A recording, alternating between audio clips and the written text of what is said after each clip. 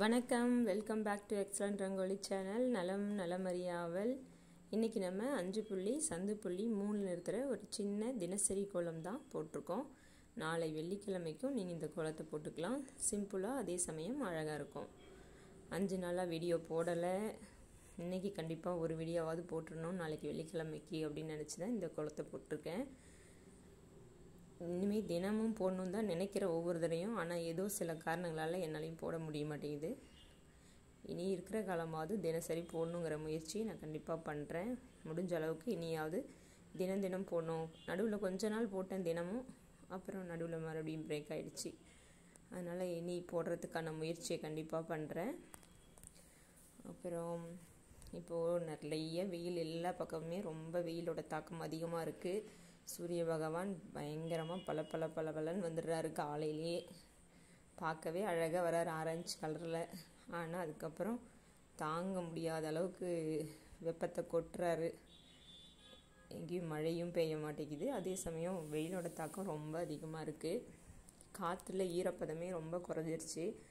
அதனால் ஃபேன் இல்லாமல் உட்காந்தோம்னாவே வேர்க்க ஆரம்பிச்சிருது. குழந்தைங்களே எல்லோரும் ரொம்ப கவனமாக பார்த்துக்கோங்க, குளிர்ச்சியானதை கொடுங்க. இந்த வெயிலில் நிறைய பேருக்கு அம்மை தாக்கம் இருக்குது. கவனமாக இருங்க. நீங்களும் கவனமாக இருங்க, குழந்தைங்களையும் கவனமாக பார்த்துக்குங்க. முடிஞ்ச அளவுக்கு கம்மஞ்சாதம், அந்த கம்மஞ்சாப்பாடு தண்ணி, இளநீர், மோர், நுங்கு, தர்பூசணி, இந்த மாதிரி நம்மளால் என்ன முடியுதோ முடிஞ்ச அளவுக்கு கூலிங்காக எடுத்துக்கிட்டால் தான் இந்த வெயிலேருந்து நம்மளை காத்துக்க முடியும். இல்லைன்னா ரொம்ப கஷ்டமாக இருக்குது. ரொம்ப வெயில் ஒவ்வொரு வருஷமும் அதிகமாகிட்டே தான் போகுது. வெயில் குறையிற மாதிரி தெரியல. இந்த வருஷம் ரொம்ப வெயில் தாக்கம் அதிகமாக இருக்குது. உங்கள் ஊர்லெலாம் எப்படி இருக்குது வெயில் அப்படின்றதையும் கமெண்ட்டில் சொல்லி வைங்க. இன்றைக்கி சின்ன குழந்தான், ஆனால் போட்டு பார்க்கும்போது அழகாக வந்துருந்துச்சு. சிம்பிளானது தான், ரொம்ப ஈஸியான டிசைன் தான்.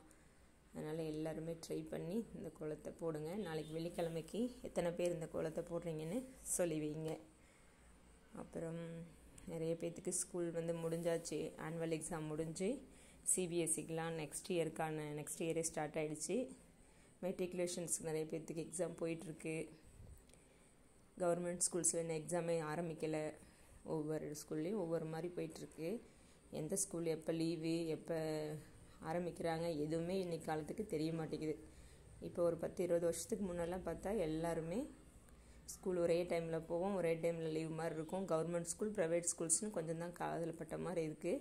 இப்போ எங்கே பார்த்தாலும் எந்த ஸ்கூல் எப்போ ஓப்பன் ஆகுது, எப்போ லீவு, எதுவுமே நமக்கே புரியாத மாதிரி போகுது. அப்படி தான் இருக்குது. எப்போ தான் நம்ம எல்லோரும் ஒரே மாதிரியான கல்விக்கு போவோம் அப்படின்லாம் நான் சில நாள் யோசிப்பேன்.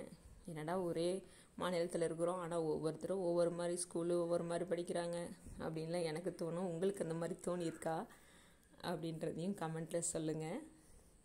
ஏன்னா எல்லோரும் ஒரே மாநிலத்தில் இருக்கோம். வேறு மாநிலம்னா கூட சொல்லலாம். ஆனால் பார்த்திங்கன்னா ஒருத்தருக்கு முடிஞ்சிருச்சுன்றாங்க, ஒருத்தருக்கு இப்போ தான் எக்ஸாம் நடக்குதுங்கிறாங்க, ஒருத்தருக்கு இன்னும் எக்ஸாமே வரலன்றாங்க. இது என்ன மாதிரின்னே தெரியலை. எதை நோக்கி நம்ம போகிறோம், ஏன் இப்படியான ஒரு கல்வி அப்படிங்கிறதெல்லாம் எனக்கு தோணும் அப்பப்போ. உங்களுக்கும் தோணுச்சா அந்த மாதிரிலாம் அப்படின்னு சொல்லி வைங்க. அப்போல்லாம் பார்த்திங்கன்னா எல்லாேருக்கும் ஒரே டைமில் லீவுனா லீவு, இப்போ லீவுனா லீவு அப்படி தான் இருப்போம். இப்போல்லாம் அப்படி இல்லை. ஒரு ஸ்கூல் இருக்குது, ஒரு ஸ்கூல் லீவில் இருக்குது. அது எதுவுமே நமக்கு எது எப்படி போகுதுங்கிறதையே ரொம்ப திங்க் பண்ணவே முடியல நமக்கே. அப்படி தான் இருக்குது. அப்புறம் எலெக்ஷன் வேறு 19ஆம் தேதி வருது. அப்போ அந்த எலெக்ஷனுக்குள்ளே மோஸ்ட்லி எக்ஸாம்ஸ் எல்லாம் முடிக்கிறாங்கன்னு நினைக்கிறேன். சில ஸ்கூலில் எலெக்ஷன் முடிஞ்சும் வச்சுருக்காங்க ஏப்ரல் மந்த் ஃபுல்லாக. ஒவ்வொரு ஸ்கூலில் பொறுத்து ஒவ்வொரு மாதிரி நடக்குது. முடிஞ்ச அளவுக்கு எல்லாருமே இந்த எலெக்ஷனை, முடிஞ்ச அளவுக்கு இல்லை, எல்லோரும் கட்டாயமாக எலெக்ஷனில் நம்ம ஓட்டு போட்டுடணும். தேர்தல் நம்மளுடைய ஓட்டை இந்த தேர்தலில் நம்ம மிஸ் பண்ணாமல் போட்டுடணும். அது நம்மளுடைய கடமை, நம்மளுடைய உரிமையும் கூட. நம்ம ஓட்டு கள்ள ஓட்டாக மாறவோ இல்லை நம்ம ஓட்டு பதிவாகாமல் இருந்துடவோ நம்ம எந்த நாளும் நம்ம அதுக்கு துணை போயிடக்கூடாது. நம்ம ஓட்டை நம்ம செலுத்திடணும். அது எல்லாருமே இப்போ ஓரளவுக்கு பரவாயில்லையாக இருக்குது. ஆனால் ஒரு 90% மேலே ஓட்டு வாங்கணுன்ற நாள்லாம் எப்போ வரும்னே தெரில. மோஸ்ட்லி யாருமே போய் அதை யாரா போடுறது போ அப்படி அடிக்கிற வெயிலுக்கு நான் ஓட்டு போட வேற போகணுமா அப்படின்லாம் சில பேர் கேட்பாங்க. கண்டிப்பாக நம்ம போய் தான் ஆகணும், போகணும். நம்மளுடைய உரிமை. நம்ம தொகுதியில் முன்னே யார் நிற்கிறாங்கன்னு நம்ம தெரிஞ்சுக்கணும்.